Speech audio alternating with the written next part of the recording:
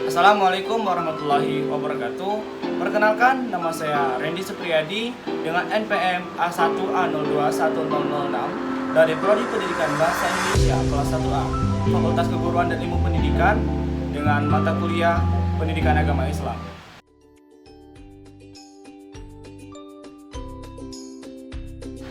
Oke, pada video kali ini kita akan membahas yang pertama yaitu tentang pengertian agama. Agama adalah sistem yang mengatur kepercayaan dan peribadatan terhadap Tuhan yang Maha Kuasa, serta tata kaidah yang berhubungan dengan budaya dan pandangan kita sebagai manusia terhadap tatanan kehidupan.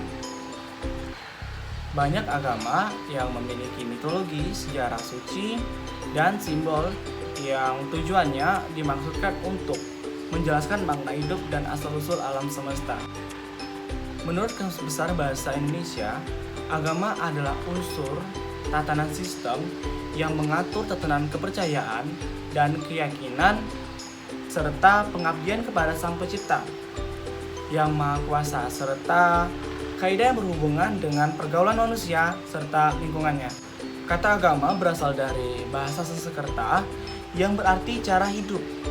Kata lain untuk menyatakan konsep ini adalah religi yang berasal dari bahasa Latin religio dan berakar pada kata kerja religare yang berarti mengikat kembali. Maksudnya, dengan berreligi seorang mengikat kembali dirinya terhadap Tuhan yang Maha Kuasa. Agama adalah penghambaan antara umatnya terhadap Tuhannya. Dalam pengertian ini, agama terdapat 3 unsur. Yang pertama yaitu manusia, yang kedua penghambaan, yang ketiga Tuhannya.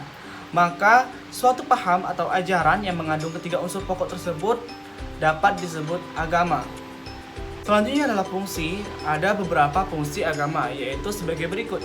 Yang pertama, sumber pedoman bagi individu maupun kelompok. Yang kedua, mengatur tata cara hubungan antara manusia dengan Tuhan, manusia dengan makhluk hidup, manusia dengan manusia, dan lain sebagainya. Yang ketiga, merupakan tuntunan terhadap prinsip yang benar atau salah. Keempat, pedoman mengungkapkan rasa kebersamaan. Yang kelima yaitu pedoman perasaan keyakinan. Keenam, pedoman dalam bentuk nilai-nilai kehidupan. Yang ketujuh, pengungkapan estetika atau keindahan. Yang kedelapan, pedoman rekreasi dan hiburan. Yang kesembilan, memberikan identitas kepada manusia sebagai umat yang beragama. Selanjutnya adalah tujuan dari agama. Tujuannya adalah untuk membimbing dalam menjalani kehidupan dengan cara lebih baik melalui pengajaran dan peraturan, di mana ajaran dan aturan tersebut dipercaya berasal dari Tuhan.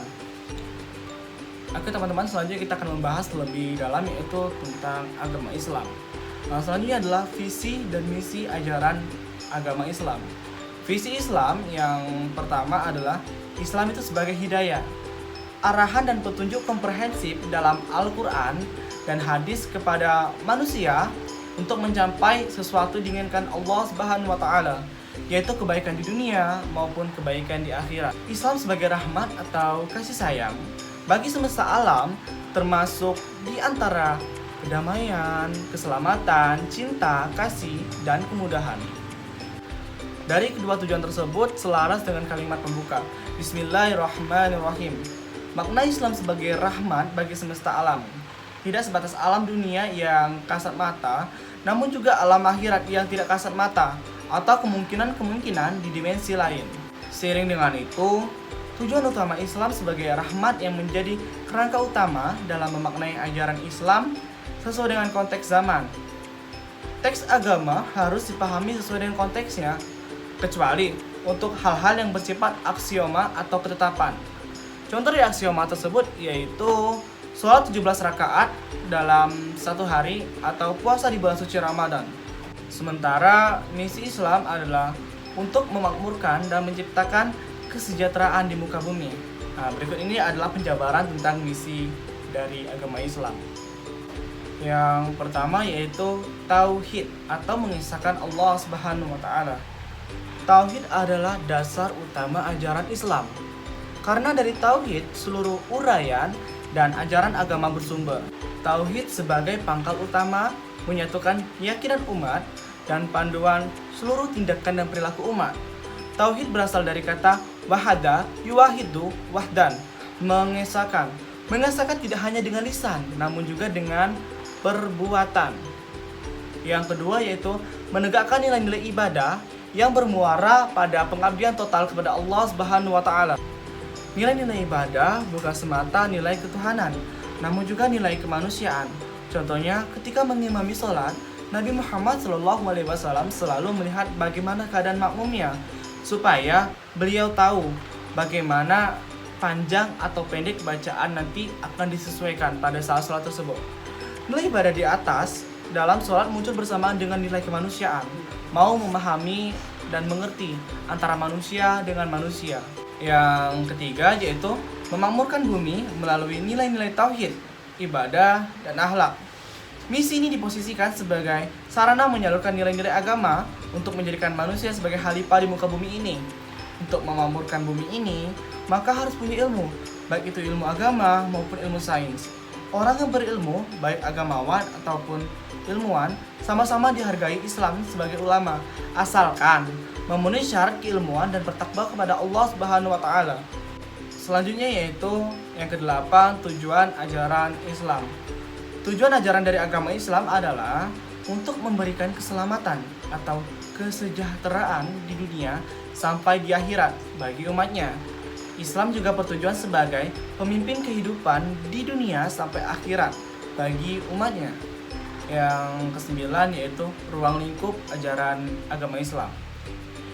Islam sebagai agama dan objek kajian akademik memiliki cakupan dan ruang lingkup yang luas. Secara garis besar, Islam memiliki sejumlah ruang lingkup yang saling berkaitan, yaitu lingkup keyakinan atau akidah, lingkup norma atau syariat, muamalan, dan perilaku atau akhlak atau juga disebut dengan behavior. Pembahasan berikut ini memberikan seputar 3 ruang lingkup pembahasan tentang Islam. Yang pertama yaitu tadi akidah atau iman. Iman yang disebut dalam hadis Nabi SAW di atas kemudian oleh para ulama dinamakan akidah. Secara bahasa, kata akidah mengandung beberapa arti. Di antaranya adalah ikatan dan janji. Sedangkan secara terminologi, akidah adalah kepercayaan yang dianut oleh orang-orang yang beragama atau tali yang mengukuhkan hubungan antara manusia dengan Tuhan. Istilah syariah menurut bahasa berarti jalan, yakni jalan besar di sebuah kota. Syariah juga berarti apa yang diturunkan dari Allah Subhanahu wa taala kepada Rasulnya, meliputi akidah dan hukum-hukum Islam. Syariah juga mempunyai arti sumber mata air yang dimasukkan untuk minum. Makna ini dipergunakan oleh bangsa Arab saat mengatakan syara'a al-ibl, yang berarti unta itu minum dari mata air yang mengalir dan tidak pernah terputus. Sedangkan dalam pengertian terminologi versi kalangan hukum Islam atau fuqaha, kata syariat dipergunakan dalam pengertian sebagai hukum-hukum yang ditetapkan oleh Allah Subhanahu wa taala bagi hambanya. Yang ketiga yaitu akhlak atau ihsan. Ihsan dalam arti khusus sering disamakan dengan akhlak, yaitu tingkah laku dan budi pekerti yang baik menurut Islam. Akhlak berasal dari kata khalaqa yang berarti menjadikan atau membuat. Dari kata dasar itu dijumpai kata khuluqun atau bentuk jamak yang artinya perangai, tabiat, adat atau sistem perilaku yang dibuat. Ihsan menurut Rasulullah SAW adalah beribadah kepada Allah Subhanahu wa taala. Ibadah ini tidak formalitas, tetapi terpadu dengan perasaan bahwa dirinya sedang berhadapan langsung dengan Allah Subhanahu wa taala. Pengalaman agama itu tidak hanya berdimensi syariah, tapi juga berdimensi ihsan yang bertujuan untuk membimbing umat Islam menjadi pribadi yang mulia, merasakan kedekatan dengan Allah Subhanahu wa taala, sekaligus bertujuan untuk membangun solidaritas sosial di antara sesama umat manusia. Oke teman-teman semua, itu tadi adalah beberapa penjelasan dari saya tentang agama. Terima kasih. Wassalamualaikum warahmatullahi wabarakatuh. Bye bye.